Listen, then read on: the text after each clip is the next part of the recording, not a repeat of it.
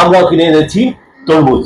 কেনার সময় কয়েকটা বিষয় দেখেছি, যেমন এই ফুলটা বড়, রং বেশ সাদা সাদা এবং ডক করে শব্দ হয়। আর আরেকটা বিষয় দেখতে হয়, এই গোটাটা শুকনা কিনা। বিসমিল্লাহ। বিসমিল্লাহির রহমানির রহিম।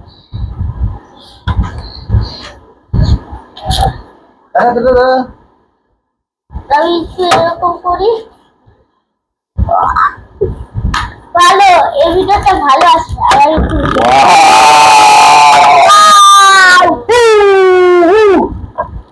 এটা কিন্তু মধু না, এটা তরমুজ, পাকা তরমুজ।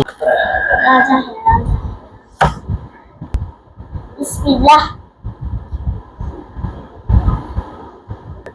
তো এটাই ছিল আমাদের আজকের তরমুজ পর্ব। টাটা।